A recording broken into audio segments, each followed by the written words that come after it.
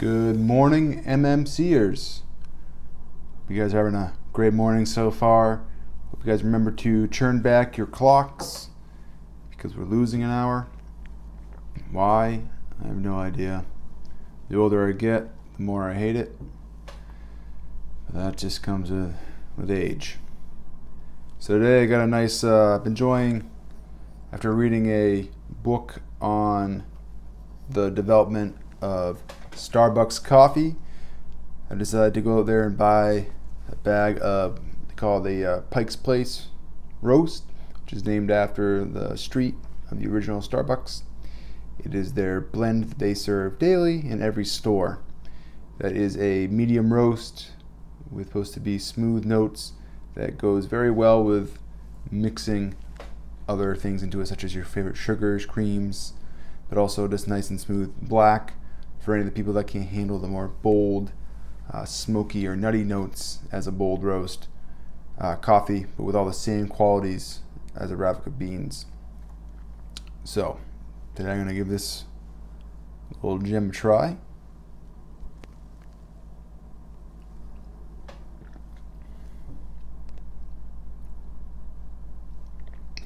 It is a very good, what they call basic bitch coffee.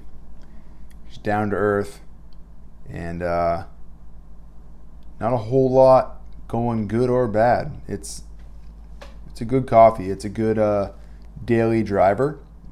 I think I've said this about other coffees in the past. It's a good Honda Civic coffee. It's not going to do you wrong. It's not going to blow your doors off. And it's not something you're going to try to hide out back in a junkyard. I would definitely recommend the Pike's Place Roast. I do think it's a very good coffee. Very smooth, very flavorful. Especially black, cooked in a French press and letting it cool just a little bit so you can really enjoy those notes. Okay, trust me on that one. Skipping right along, I read a good post this weekend, and you might have started my Goodreads, but the hierarchy of fat loss, which is something that I've known about for probably as long as I've been in the field.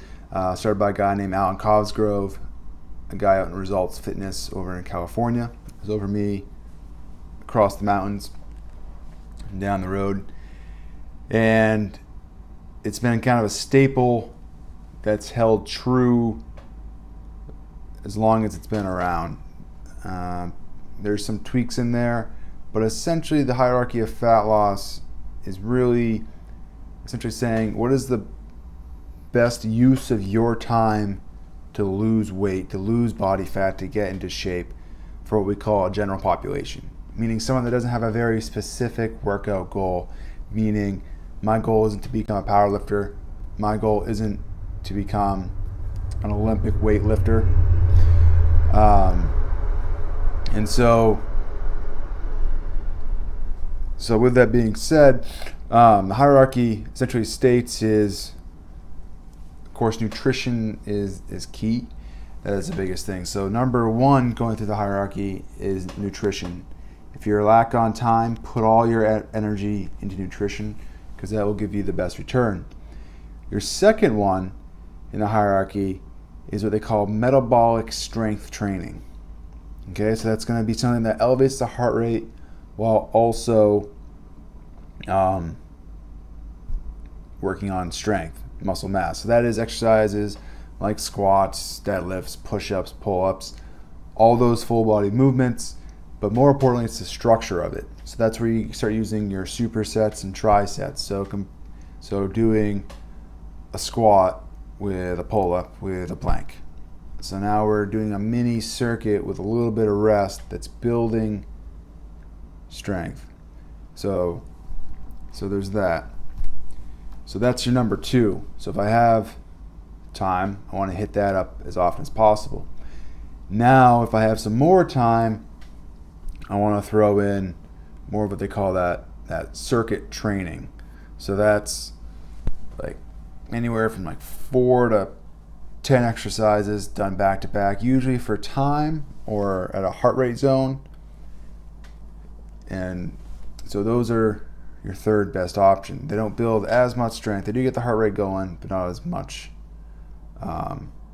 strength.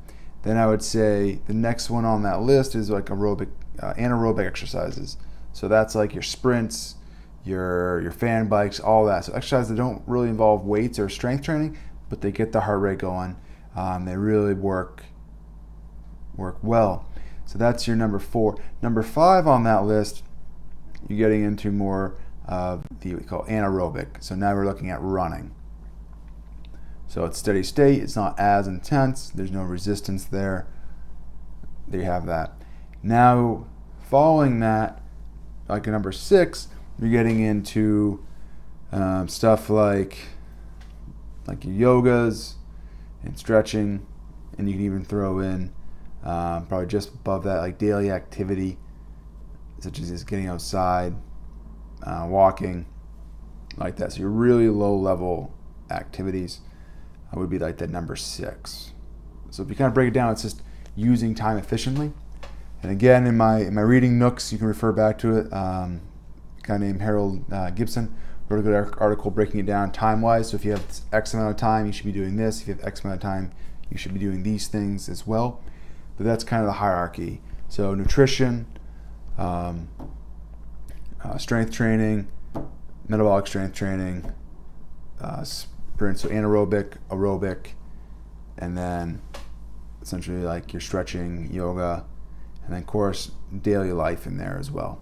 So that's kind of the hierarchy. So if you're stretched for time, understand that. Those are what's going to get your best bang for your buck when it comes to weight loss. So wasting time walking is great in the beginning, of course, but over time, better bang for your buck is going to be going out lifting some weights.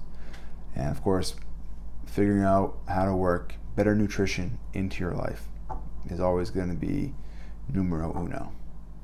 Have a great day. If you have any questions or comments, need me to delve into a deeper subject on this, please leave questions down below or contact me at josh@joshwilliamsfitness.com. As always, I am putting up on a monthly basis at this point new content on the website at joshwilliamsfitness.com. Give that a check. I'll see you guys next week.